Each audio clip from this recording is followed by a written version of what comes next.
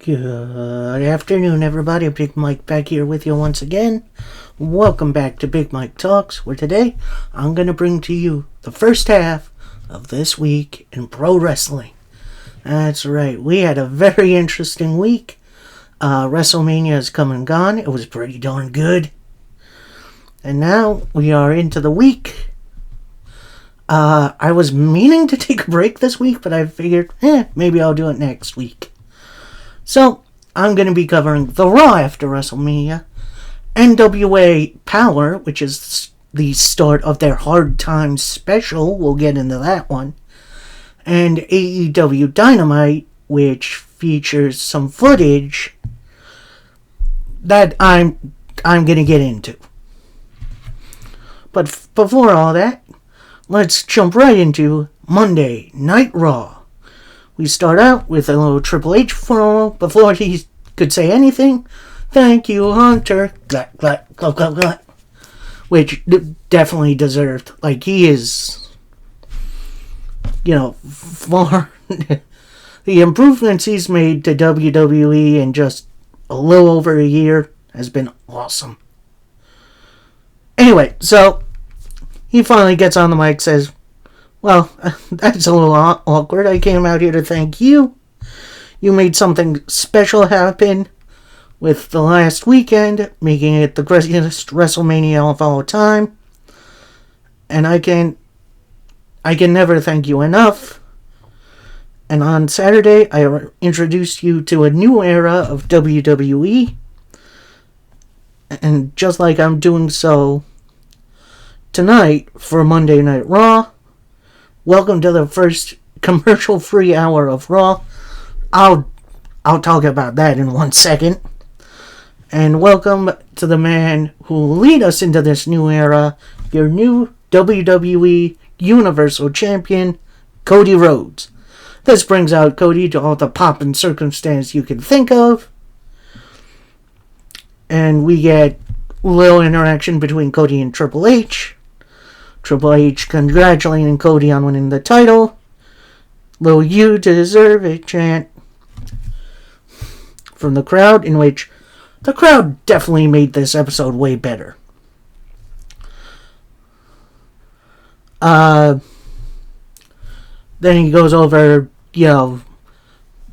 back over the greatest WrestleMania of all time, leading to the biggest gate in Raw history, which, that's awesome. So, between last night and tonight, I went to the AV guys in the back, and I had them make you something special. And while they didn't want me to show it, I figured I'd show it to you anyway. So, so this is funny. The stage setup is very minimalist for right now, because, they want to jam as many people in there as possible. So they didn't have the regular Titantron. So instead they wheeled out essentially the TV VCR combo that they used to use in school to show movies.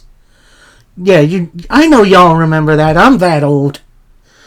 Anyway, so they showed, pretty much Cody's entire run in wrestling, from teaming with Bob Holly, teaming with...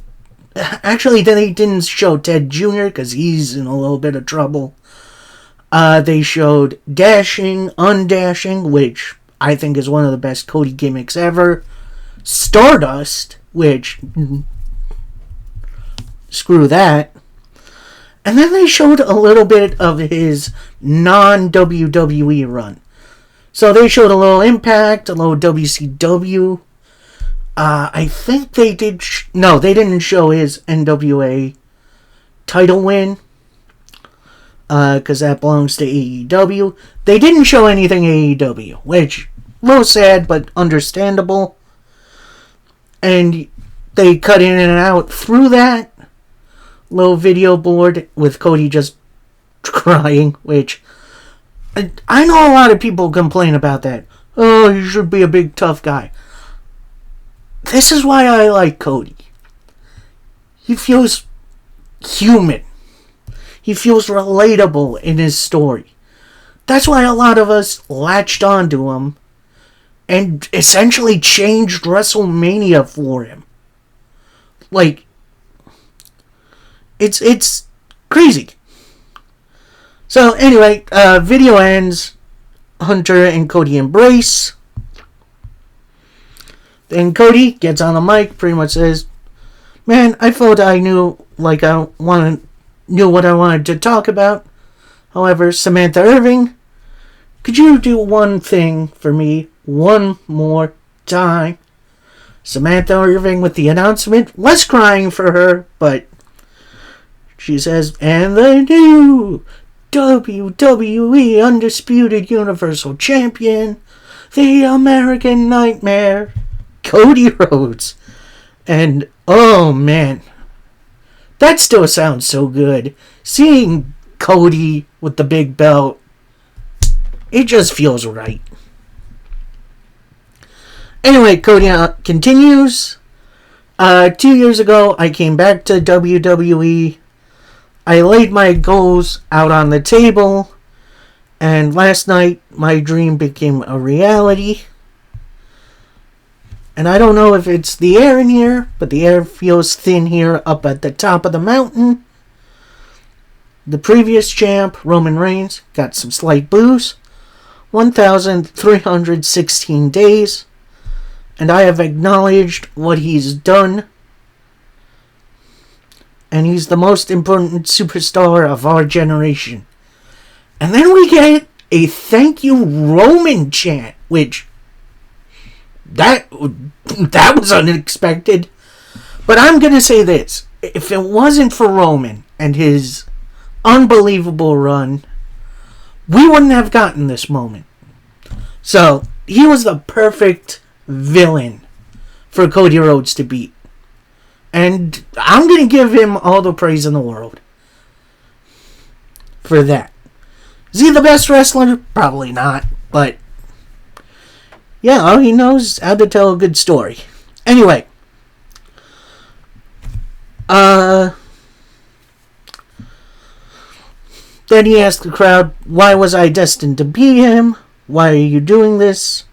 Indulge me, and I'm going to show you a man wise, my wise, and he shows footage of his daughter. She's at home, and she's adorable, by the way, saying to a camera, in which I think that was probably Brandy holding it, saying, "Daddy, finish the story." And hot damn, that got me for a second. And Cody continues, and I just want her to know that when I go back to work, I'm the main event, and the line starts with me, from undesirable to ungoddamn deniable, to your new champion. And before you could say another word, if you smell, it's The Rock coming out. Which, oh boy, he gets into the ring, he tries to start talking, and then it's a lot of anti-Rock chants, which I can't believe we're in this situation right now. This is unbelievable. Pretty much says, look, Rock has a lot to say, and one of them isn't that I suck. I came out here to deliver flowers to you, Cody. Rock came out here with no plan for fireworks. I'm just here to give you your flowers. You did it. You beat Roman. Think of everything you had overcome. No disrespect. Your mama was so happy. And you know who else had a big smile on their face? Your father, Dusty. And if you guys didn't know, your father was my absolute hero. My dad and your dad were friends. They would travel up and down the road together. And I don't care if my dad was proud of me. But you did it. And look at that belt. And I guess someone in the crowd said, "Oh, look at your fake belt." Rock retorted, "This belt isn't fake. It's as real as it gets. Ali gave me the nickname the People's Champ, in which that's honestly a nice bit of lore. I didn't know that." So then Rock says, "I obviously have held a lot of titles in my time, but I've never held in that one. May I just hold it for a minute?" Then Cody retorts, "Only if I can hold yours." Dang, shots fired. So, Cody and Rock exchange belts. If you don't know, Rock got presented the People's Championship by Muhammad Ali's widow at the WWE Hall of Fame, where they inducted Ali. And he's been carrying it all weekend. It's if you don't know, Rock was supposed to have his own custom title in the Attitude Era, kind of like Stone Cold did. And it's pretty much that design. So, anyway, they exchange belt. Rock puts it over his shoulder, says, "Yeah, this feels right."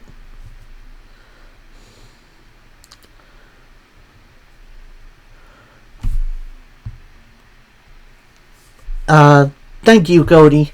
They then trade back. And Rocky continues, "As you know, I gotta go away for a little bit," which ensues a na na na na na na na chant from the crowd, which is like, damn. I can't believe we're going back to Rockgate. But if you remember, Rock made wrestling cool again. And remember, when I come back, if you're champ or not, Cody, I'm coming for you. And Cody picks up the mic again. "I'm looking forward to it. The world is looking forward to it." Then Rock reminds Cody, "Yeah, you obviously beat Roman night 2, but I beat you night 1. So your story with Roman may be over, but our story has just begun." So then Cody retorts, "No, it's because you're the boss, right? And I don't dispute that, but I'm not just their champion, I am also your champion." Rock retorts, "Yeah, you are their champ. You are my champ. One last thing before I go. I want to give you something, Cody." So, he puts his hand down his pocket, brings out something. We don't really see it because they close their fists. Rock then puts it into Cody's hands. Cody clenches it up. Rock says, "You don't have to open it right now. What you have in your hand, you know what it is. Don't you ever break my heart again." And we don't know what this is. Maybe we'll see it revealed tonight on SmackDown. My best guess is it's a memento that maybe Dustin gave to The Rock when he was little. That's honestly my best guess. Or maybe maybe it has something to do with a couple new signings. Although, I guess we'll see on SmackDown. So, with that promo lasting 45 minutes, in which overall, I didn't hate it. I do wish we got a little bit more contests, but with the opening hour being commercial free of Raw, that went on way too long. Went on way, way too long. And without, I guess there was something to it. Like, we're getting the tease of Cody versus Rock sometime down the line, in which, yes, please. But overall, I don't know. I don't know. I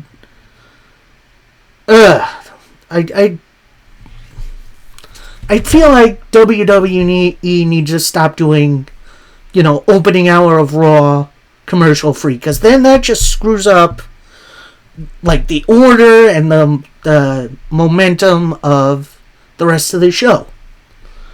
Anyway, first matchup of the night, and yes, it's the first match. We got Shinsuke Nakamura taking on a debuting on the main roster current NXT champion Ilya Dragunov.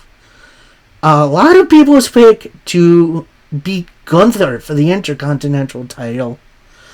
But, currently he's NXT champion, and apparently he's draft eligible, in which we're getting the draft coming soon. I think it's on the 26th, starting SmackDown, and then going to Raw on the 28th, which, that could be fun. Drafts are always nice every now and again.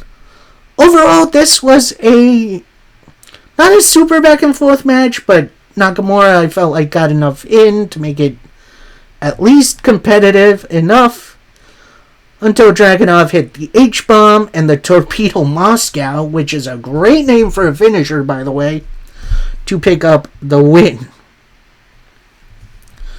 And then we get the Judgment Day promo, although at first it's just Balor, JD McDonough, and Dominic Mysterio. They're in the ring, pretty much saying to all the haters who thought Rhea couldn't beat Becky and Priest wouldn't cash in, you all were wrong.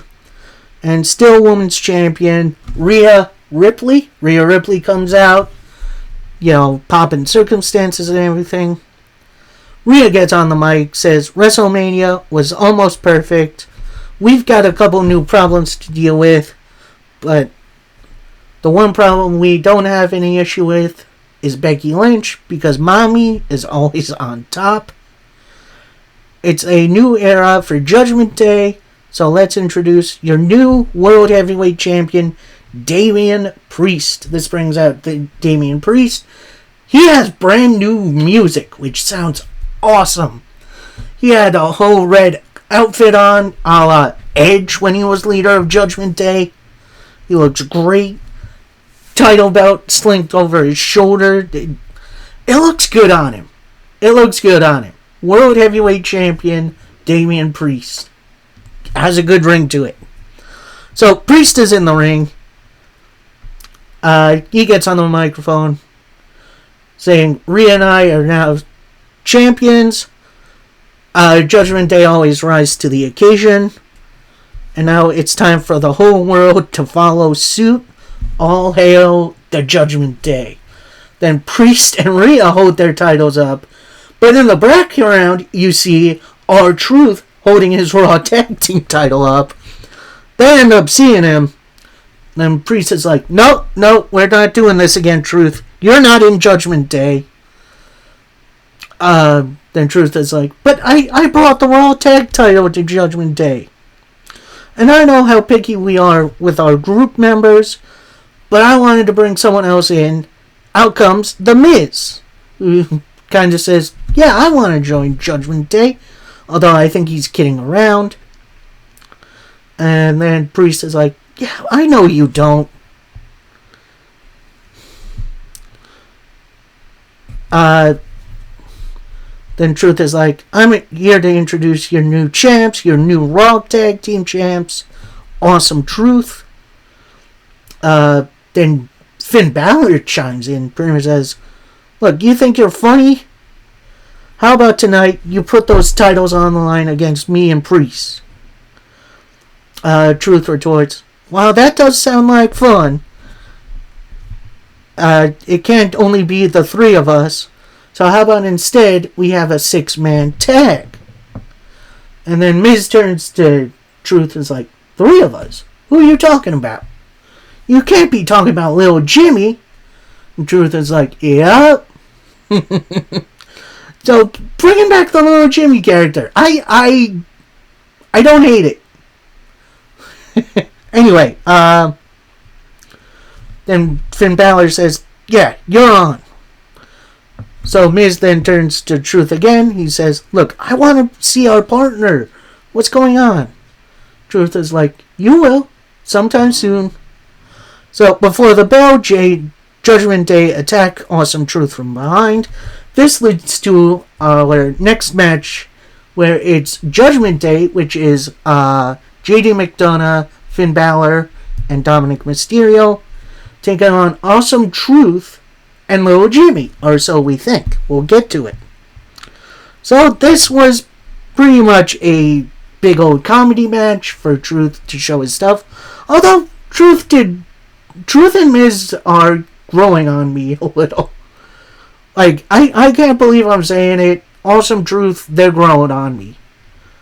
Like, they're not these serious wrestlers, they're comedy. And it's working. So anyway, Judgment Day tried to get the upper hand. We got some hot tags in the Miz. He starts going on a run, but he gets completely stopped by JD McDonough. And as the beatdown is continuing, we hear a little familiar theme song. Boom! Apple Juice! Dun, dun, dun. John Cena comes out. And he gets on the apron, tags in, and he's just running over people. All three members of Awesome Truth and Cena have Judgment Day down. 15 knuckle shuffle, triple AAs for the winners, Awesome Truth and John Cena. I am so glad to see John Cena coming back, even if it's just for a brief time. I think it's more than enough time to see Cena get at least one more solid run. No title, though. Anyway, we go backstage. We see Bronson Reed. He has the Andre the Giant title. Pretty much says, look, I don't step in the ring to win. I'm in to destroy my opponents. You're going to learn the lesson in Raw dominance tonight. So he's got in a fatal 4-way for a number 1 contendership. And during the promo, you see screen glitches. Personally, I'm not sure what that was. A lot of people are saying it's a tease for Bo Dallas's Uncle Howdy character, which, I don't know, could be fun. We then get Dom and Rhea. They're walking backstage.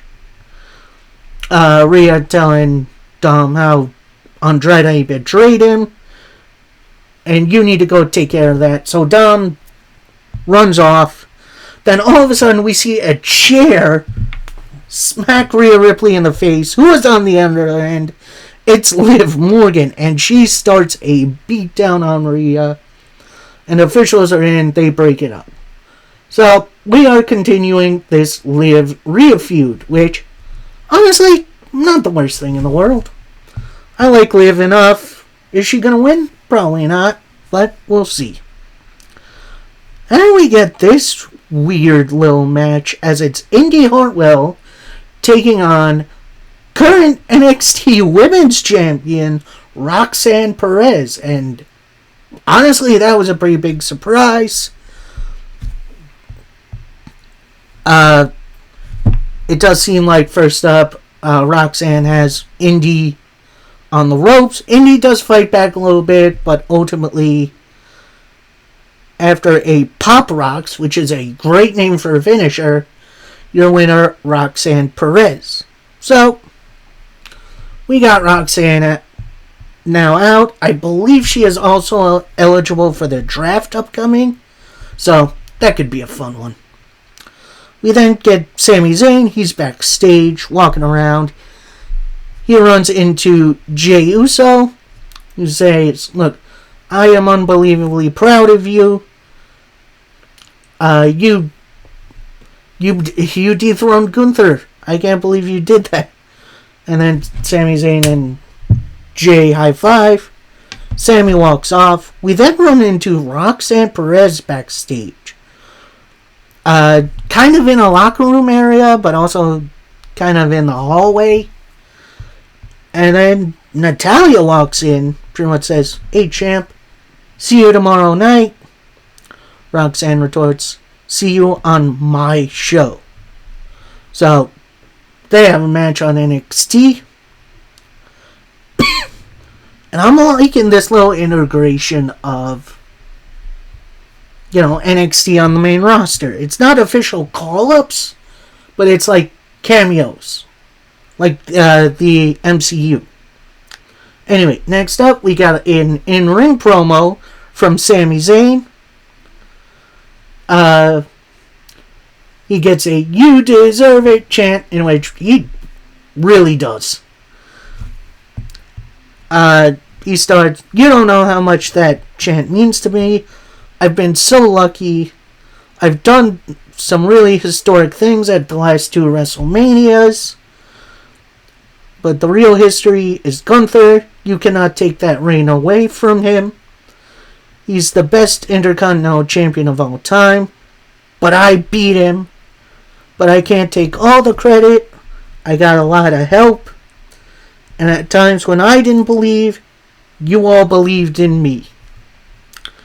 And seeing my family before my match helped me. One other guy that really helped me along the way was," but before you can say anything, Giovanni Vinci and Ludwig Kaiser come out. With Kaiser pretty much saying, "Gunther put everything into that Intercontinental title to make it prestigious once again. And it breaks my heart to see someone like you holding that title when you look like everyone else here. Congratulations, your new champ looks like a bum." Wow. Fighting words. Ludwig continues, "Don't you worry, on behalf of Gunther, we are here to make things right." Imperium surround the ring. They get in on the apron. Who comes out and makes the save? It's Chad Gable, who runs off Imperium. And then we get something a little interesting. We get a Backlash hype video, which is going to be in France, which is awesome. But then we got a Sheamus hype video return, in which it's good to see the Irish Ace back. I've definitely missed Sheamus. Let's see what he gets up to. Anyway, next matchup, we got Chad Gable and Sami Zayn taking on Giovanni Vinci and Ludwig Kaiser of Imperium. And this was definitely a really, really good bout. Everyone got their stuff in, including a nasty looking blue thunderbomb by Sami Zayn. Chad Gable is a wrestling machine, man. He's great. Vinci and Kaiser then look to hit their double team finisher, which is like a doomsday device, but it's like an uppercut version. I don't know, it's weird. But Chad Gable gets out of it. No, Sami Zayn gets out of it, hits a Helluva Kick, tags in Chad Gable, who hits the Chaos Theory to pick up the win. And yeah, that was definitely a fun match and a fun setup to what's coming next week. We'll get to that. So anyway, we get Jey Uso promo. He's backstage, pretty much saying, "Jimmy, WrestleMania, that was personal. Now that that's behind me, tonight in the Fatal 4-Way, it's business time." So Jey looking to be the number 1 contender. And then we cut to Ricochet, who's just like shadowboxing, in which he can't really use those moves in wrestling, but whatever. Then we cut to Andrade. He's in the GM's office with not just Nick Aldis, but also Ava Raine, aka The Rock's daughter, who's GM of NXT. And also Adam Pearce, the GM of Raw. And they're talking. Andrade walks up. We then get revealed that in a couple of weeks it's going to be the draft. But you never know who's going to show up on NXT. We've had a hell of a WrestleMania. and walks Chelsea Green, who pretty much says, look, it was the biggest WrestleMania of all time, and I wasn't here. You've seen all my messages on social media and via email. I wanted the spotlight I deserve. So then Adam Pearce says to her, oh, you got the spotlight tonight. You go down to the ring. Your moment awaits. And the GMs just kind of snicker at each other. So that leads into our next matchup, as it's Chelsea Green. She's waiting. Jade Cargill. Who Chelsea Green's trying to get out of the match as best she could. Turns around, gets hit with an axe kick. Jaded. 1, 2, 3. Winner, Jade Cargill. And look, Jade is never going to work super long matches right now. So this helps with her aura and eventual title win. Anyway, I think she's going to win the title eventually. So next up, we're backstage. We see Sami Zayn.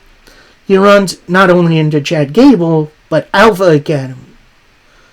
And Sami Zayn's like, look, I love you guys, but I need to talk to Chad alone.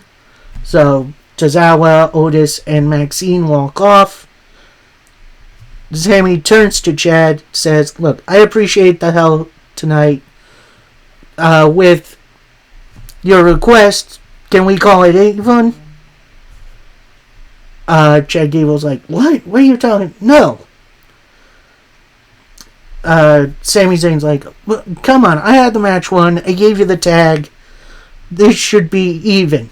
And Chad Gable starts to come back, but Sami Zayn's like, well, relax. I'm kidding. I know what you want.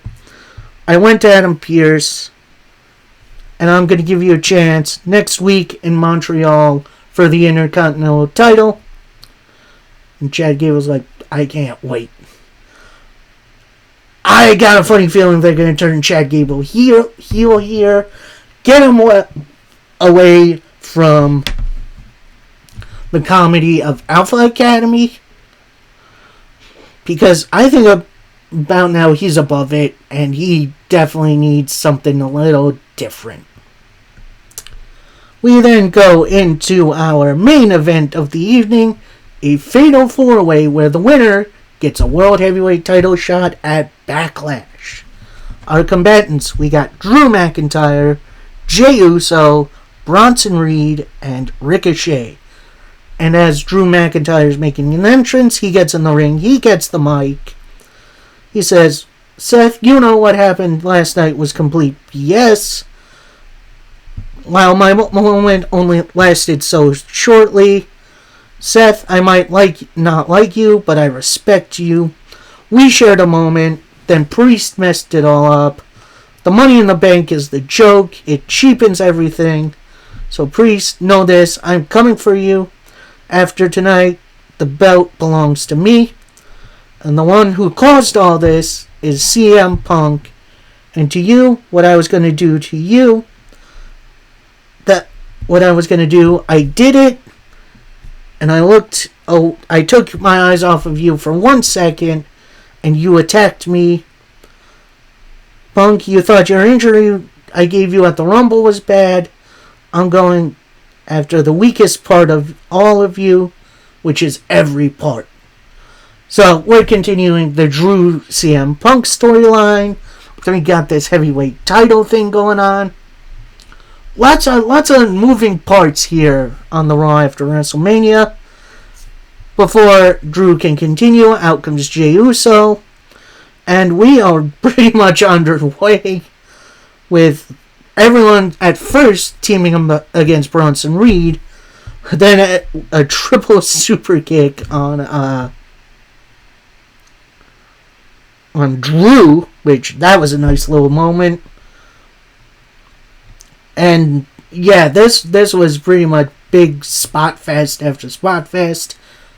Ricochet going for a 450, that gets missed. Big old powerbomb from Bronson Reed. It's a senton. Goes for the tsunami, but Drew McIntyre knocks him off the top rope.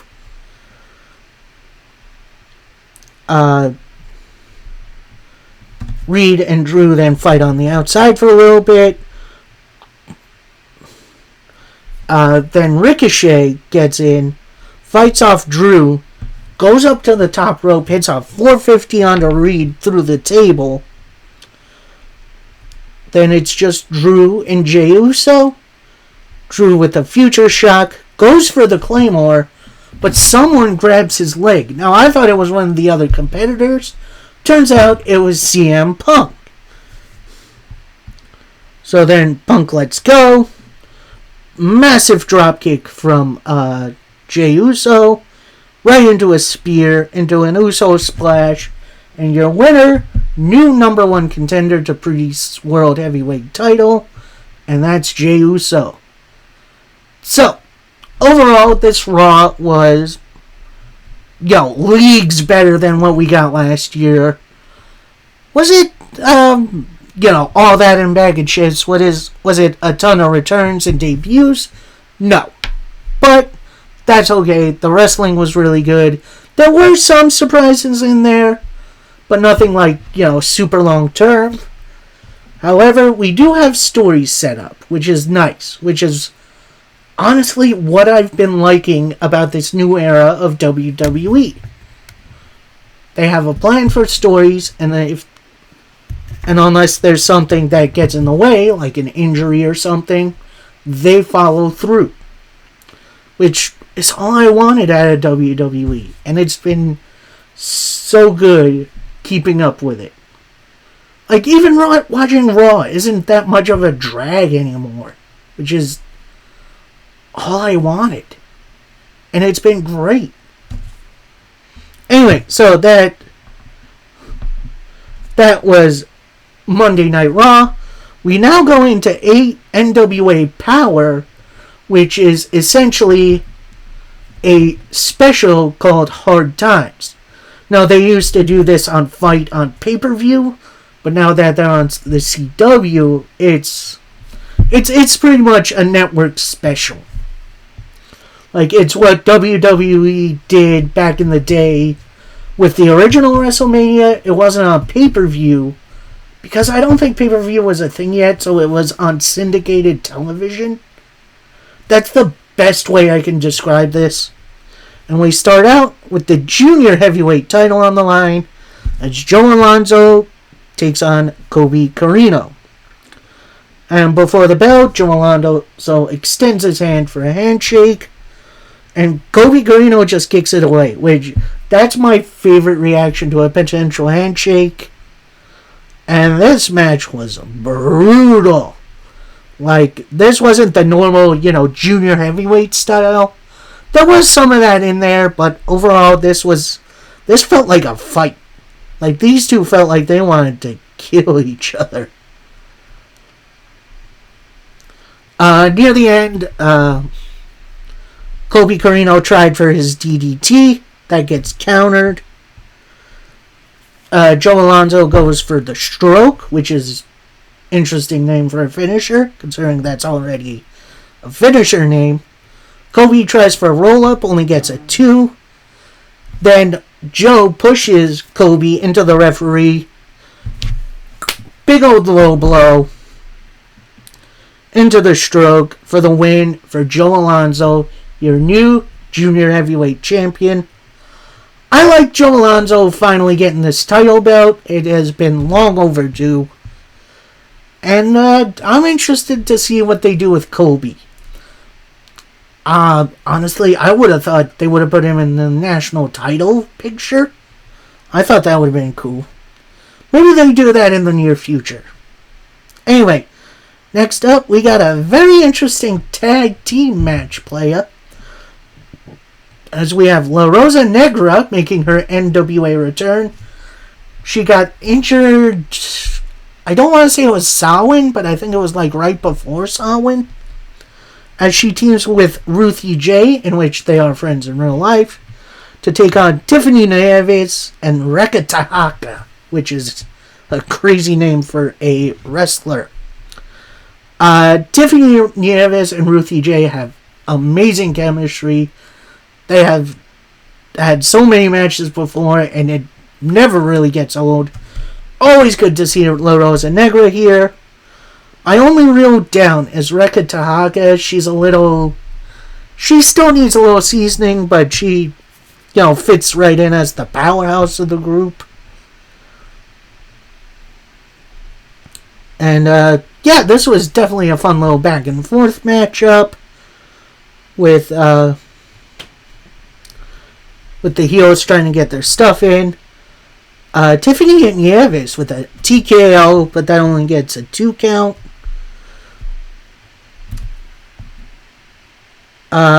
Ruthie J with a Meteora into the Cookie Splash to pick up the win for her and La Rosa Negra.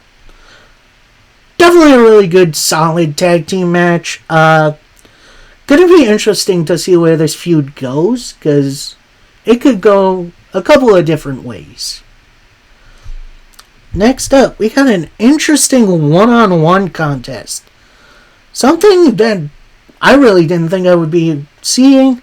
It's Magic Jake Jamas taking on Spencer Slade of the Spectaculars. And at first, this was definitely a Spencer Slade beatdown for a while. Magic Jake fought back after a little bit, including getting some really interesting moves. But then as Jake is going for his finish, Rolando Friedman, who is sitting ringside, has Jake's hat on, which is like a little top hat. Slade with an elbow drop into the air raid crash to pick up the win. So, Spectaculars cheating, heel Spectaculars? That sounds like really good to me. And, this match was definitely better than expected. Although, I don't know what my expectations were. It was a solid matchup. And our main event for NWA Power, Hard Times, it's for the NWA Tag Team titles, and it's 2 out of 3 falls. Where the first fall, you only get 1 point. If your opponent gets the next fall, then it goes to a third, and that's how you win. Our competitors, you got the champs, the King Bees, and the former champs, Pretty Empowered. And right off the bat, you get Miss B rolling up Ella Envy really quick to win the first fall. That brings in the partners. They brawl for a little bit, including a nasty-looking Meteora. Ella Envy tag in and out, wearing down their opponent. Ella Envy with a big old fall-away slam. Big boot into a low dropkick, where your winners are fall 2, Pretty Empowered. So that sets us up for fall 3. And this part definitely felt a little bit rushed because they pretty much hit every finisher in the world on each other. With eventually Miss King hitting the King's Kiss for the win and the retention for the King Bees.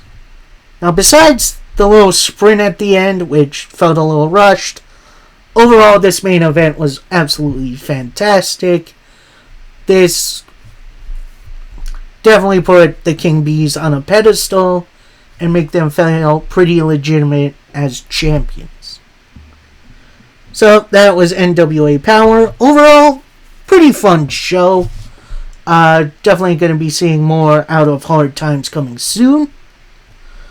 But now we go to AEW Dynamite. We were supposed to start off with Samoa Joe taking on Dustin Rhodes, but as Samoa Joe was making his entrance, Swerve Strickland attacks Joe on the ramp. They go on off the stage. Joe sets up a table on the barricade near the stage. Samoa Joe misses putting Swerve through a table. Swerve then spears Joe through the table and into the barricade. And officials are out and they are checking on Joe.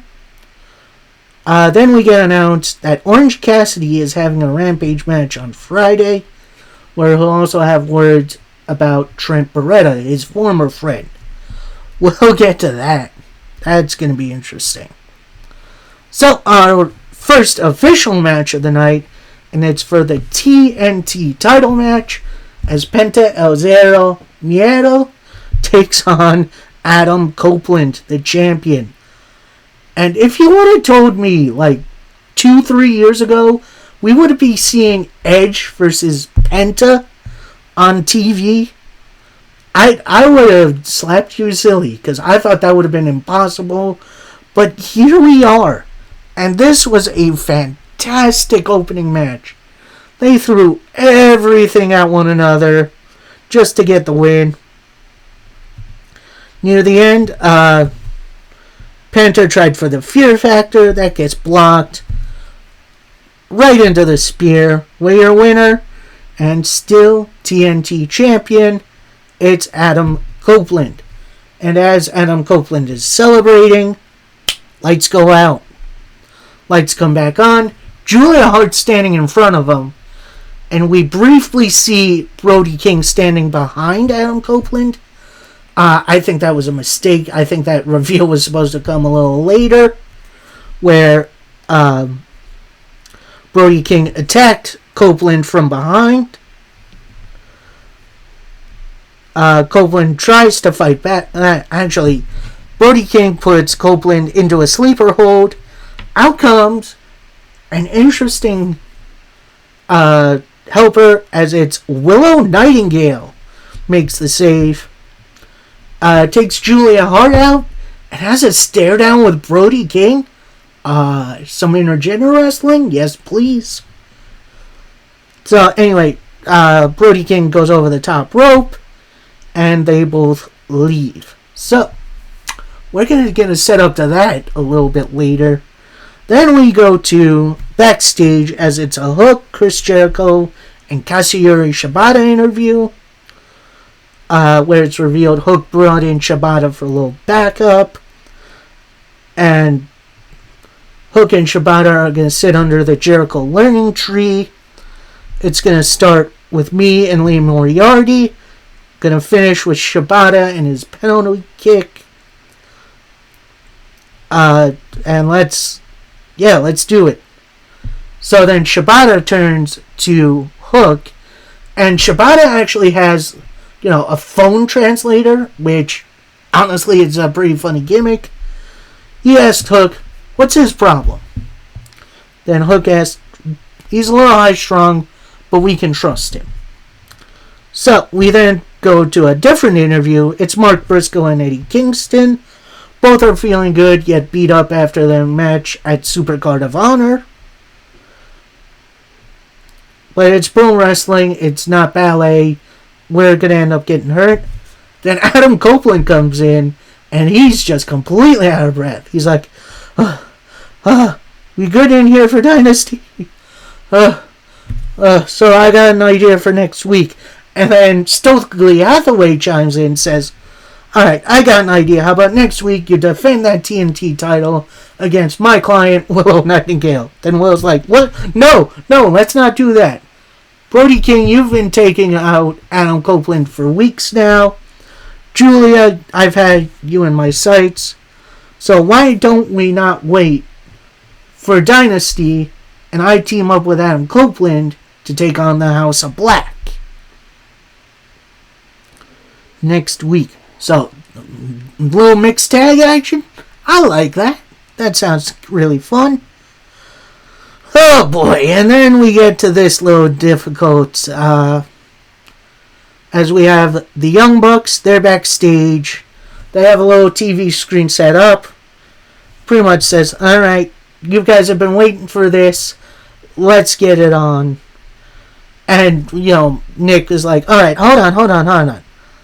A few people might need a little context. Now, I'm not going to say this word for word, but I'm going to explain it my way. So, a couple months ago, AEW held their biggest show of the year, All In Wembley Stadium. Big old packed crowd. Great show. But there was also a backstage incident with CM Punk and Jack Perry. Now, this all kind of started, I'm not going to go back to the beginning, but Jack Perry wanted to do an injury angle with real glass, and a lot of people backstage were trying to talk him out of it, so they tried to get Punk to talk to him, and Jack pretty much just ignored him. So on the pre-show, Jack Perry and Hook had a match in which, they used real glass to do this. So he turned to the camera and pretty much said, "Real glass, MFer." And, that led to what I'm going to say here. So, Young Bucks pretty much say, "Look, we have the footage here of what happened backstage after Jack Perry's match. And, here we go." So, I'm going to try to describe this as best I can. Overall, it's security footage, super grainy, but you can kind of make out what's going on. So, we're backstage. We see Jack Perry. He's just outside the gorilla position, along with, Samoa Joe, Hook. I think Jerry Lynn's out there, too. And Chris Hero, who are all producers. So they're just kind of standing there minding their own business. Punk walks in, walks right up to Jack Perry. They have words. I don't hear words because it's muted. And then we see Jack Perry kind of playing with his hair. He then has his hands on his head on the back of his hair. And then Punk shoves him. Then a minute later, we see him have Jack Perry in a headlock. And then people pretty much break it up. And then you see Punk kind of point down a hallway, shove his head in. More than likely he was talking to Tony Khan there, saying stuff like, this place is a clown show, I'm done. So then he walks off to the back. He starts walking off. Producers are following him. And that's pretty much it. So I'm going to give my piece on this. I'm sure you saw it on Twitter. Was this a little bit overblown? Absolutely. However, Punk did initiate contact. He shows violence. Now, obviously, I don't know what Jack Perry said, but this is equivalent of, you and a bully getting into a fight on the during the school day, and you both get suspended. That's what this feels like. And for all of you who are saying, Punk was right on the interview. So what? What does that prove? And no, I am not defending AEW on this one. This whole situation was completely mishandled, top to bottom.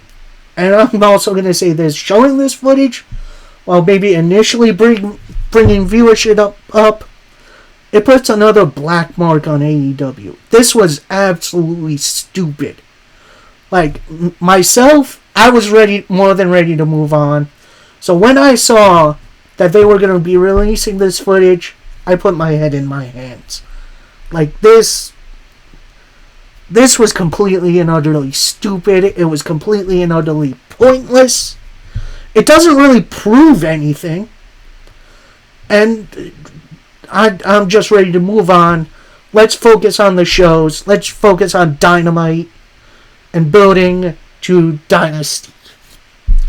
So, anyway, once that footage is shown, speculation by the Young Bucks of FTR being the masterminds for trying to throw us off our game. So we're still dealing with the fallout, and everyone needs answers. But if you ask us, that match at Wembley Stadium deserves a big asterisk.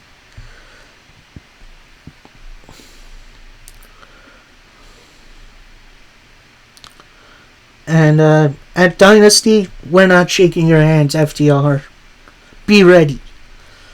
So this leads to an in-ring FTR promo in which Tony Schiavone is saying, oh, this wasn't on the sheet, this wasn't there. So then Dax gets on the microphone saying, why? What are you hoping to accomplish here? I'm sick of hearing about this incident. We were all ready to move on. Instead of talking about upcoming events, Young Bucks cannot let this go. And our Dynasty, we have to beat you. Not because we want to be the best tag team. We're sick of you petty little bitches. Which, them's fighting words. And those are our bosses. Without them, there's no AEW. But crazy thing, I don't disagree. Because of the Bucks, we have something they don't. We've eclipsed them as the best tag team. And the only thing you care about is what's best for the EVPs. And if you're not going to take this place seriously, we're going to continue to build this place brick by brick so others can have a place to go, to work. And we're doing this all for you. So, Young Bucks, if you don't want AEW to grow and breathe, go home. We got this. And we're not talking about All In. We're about AEW. We're about the tag team titles. And at Dynasty, 2 teams will walk in. 1 team walks out as champion. So, interesting little retort. I guess this does add some build to, the big tag team match coming up. But, like I said, this just feels petty on Tony Khan's side. Anyway, let's move on to that. We got a nice little Will Ospreay versus Bryan Danielson hype video for Dynasty. Then we get an On the Ramp interview with Will Ospreay. Pretty much saying, look, I've been thinking about this all week. Tony Khan says I only got 5 minutes to speak my mind. And rumor is I'm afraid of the grind. And only guys travel. I'm one of the only guys traveling between the US and the UK, delivering the best matches in the world. And I'm only here. And the only reason you're in that position because you're grinding on the boss's daughter. Ooh. And don't throw stones at an assassin with a machine gun. The only way you have a chance, and Danielson, the only way you have a chance is grounding the assassin. Better men have tried and failed. I'm a living legend. I cannot call myself the best in the world until after Dynasty. And this is AEW, where the best wrestlers wrestle. And I'm going to prove why I'm the ace of AEW. Now, I'm going to give a little context to the beginning of that promo.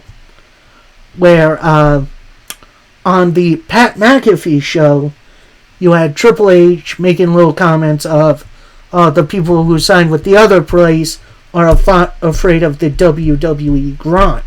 Which, honestly, if you look at Will Ospreay's body of work, even before he signed with AEW, he's been grinding. Like, he's grinding the Indies, he's grinding in the UK. If you don't see he's grinding, you're blind, man. Like, Jesus.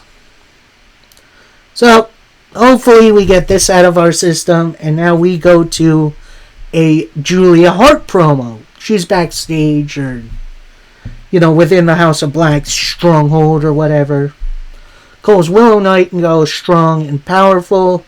You always have a spark, but one little spark always starts a fire. Willow, you know what I'm capable of, and at Dynasty, I'm going to kill your spark. Make sure you never touch my crown, because the house always wins. Nice short, sweet promo, right to the point from Julia Hart. She's low-key killing it. as TNT champ, TBS champion, sorry. And then we get this weird little matchup. It's a 6 trios match with FTW champion Hook, Chris Jericho, and Katsuyori Shibata taking on Lee Moriarty, Shane Taylor, and the returning Anthony Ogogo. It's been far too long since we've seen him, representing Shane Taylor Promotions. Now it starts off with Taylor and Ogano, but before Ogano throws a punch, tags in Lee Moriarty. Jericho starts off white hot, but then Shibata tags himself in, which that's an interesting little story. Takes advantage of Lee Moriarty, who then tags in Shane Taylor, and Shane Taylor looking like a beast. Shibata then tags in Hook, and Hook with just manhandles Shane Taylor. That was nuts. That brings in hot tags from Shibata and Lee Moriarty, who just kicked the ever-loving crap out of each other. Lee Moriarty then gets the advantage. Looks like he's about to make a hot tag to Hook. Jericho then takes Hook off the apron, and they just start kind of jawing at one another. Shibata has his sleeper in. Shane Taylor breaks it up. Lee Moriarty hits the Fang for the 1, 2, 3. Your winners, Shane Taylor Promotions. Now post-match, Jericho and Hook get in the ring. Hook's checking on Shibata. Then he turns to Jericho and says, "No, you get out of the ring. You've done enough." And looks like Chris Jericho might be turning back heel, which might not be a bad thing. Next up, we got a Dustin Rhodes interview. It's so good to see Dustin Rhodes wrestling again. Pretty much saying, look, I'm not going to change my strategy going in tonight. I am certain of what Joe's capable of. But I'm here for I'm not here for pleasure. I'm here for business, work ethic, grit, and passion. It's what I'm all about, and I'm ready to win. We then go to Kazuchika Okada taking on Sargento, and it's pretty much a squash match over in 20 seconds after a big old rainmaker from Okada. Okada then gets on the microphone, says, "Hey, Pac, I accept your challenge. See you at Dynasty." Drops it. Pac comes out on the ramp. He's pacing. He's fired up. He comes to the ring. But then you see the Tron change from Pac to the Young Bucks, but it's still Pac's music. So the Young Bucks jump Pac from behind. Hit a couple of super kicks on Pac in the ring. Okada was going for the Rainmaker, but FTR in, make the save. They're beating down the Young Bucks, but then Okada grabs a chair, couple of chair shots for FTR, couple of super kicks from the Young Bucks, double EVP trigger, and then Okada turns back to Pac and beats him down with a chair. We then get a backstage promo from Bullet Club Gold, with Jay White pretty much taking the lead, saying the world is abuzz for us. Let's go over our accomplishments so far this year. We've crushed Darby Allin's dreams and his ankle. We defended the Ring of Honor 6-man tag team titles. We put the biggest beat down on Billy Gunn. And on Friday, we plan on doing it again.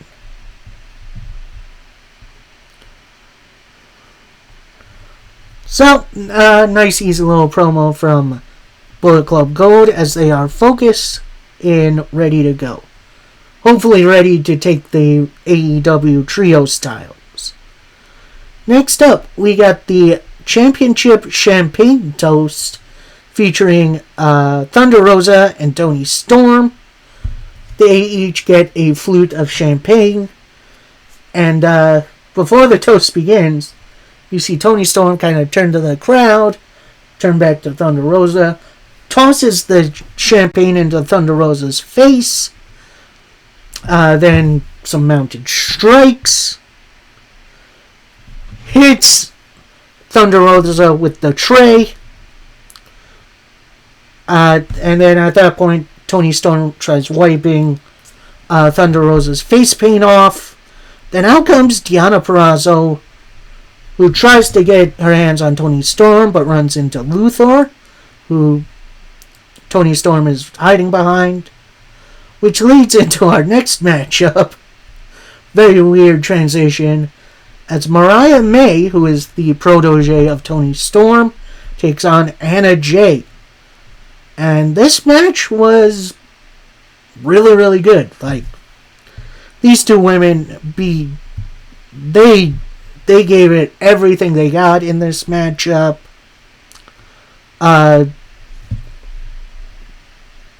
Counter for counter, move for move. Eventually, Mariah May wins via the roll-up. But then post-match, Anna Jay puts May in the Queenslayer. But who makes the save? It's Mira Shirakawa, who I am not super familiar with, but apparently she's a Stardom talent, which is interesting. So she runs off Anna Jay. She then kind of picks Mariah May up. Then Mia gets a couple more flutes of champagne.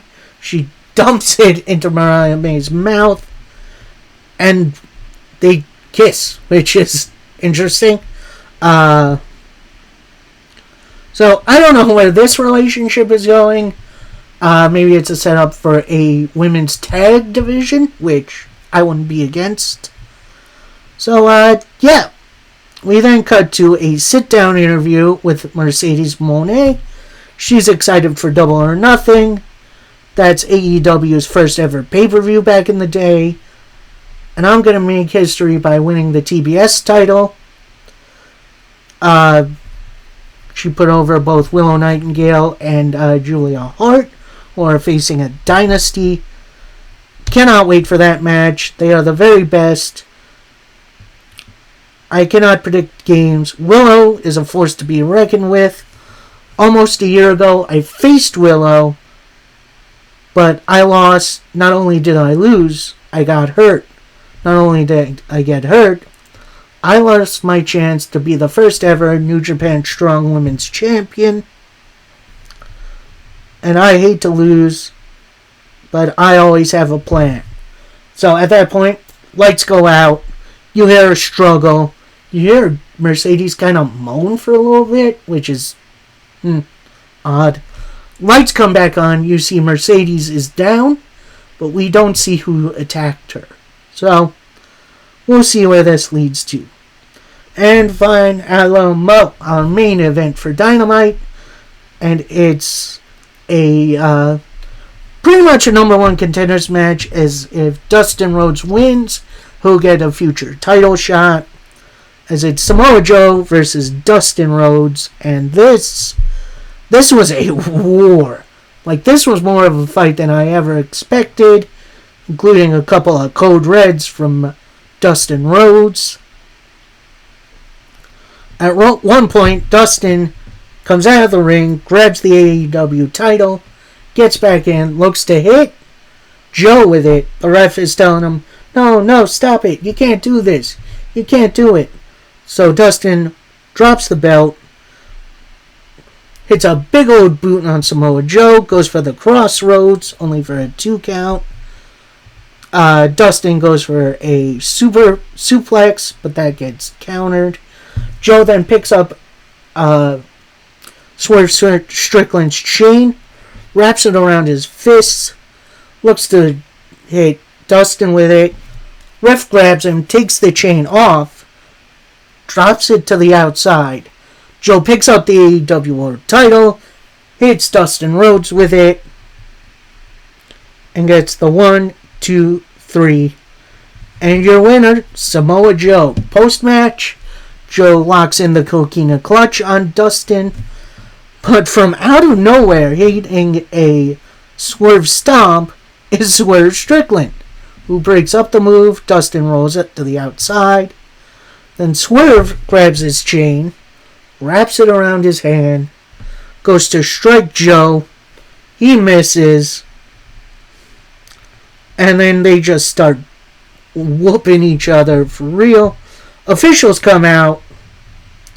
They break everything up. And then you see Prince Nana in the back behind Swerve pick up the AEW title. Present it to Swerve. Swerve holds it high above his head to end the show. And honestly, this was a overall really, really good outing by AEW. My only issue is, of course, showing the CM Punk All-In footage, like 6 months after it happened. I think that was the thing that overshadowed overall a really, really good show. And I don't know. Hopefully it does something for ratings and gets people back in seats. But overall, I think that was just a misstep. So, yeah, those are my thoughts on that. Hope you all enjoyed. Please like the video if you haven't. Subscribe if you're new here. And on Monday, I'm probably going to go over the results for New Japan's Windy City Riot, which goes down tonight. Then I'm going to review TNA and Collision as tonight.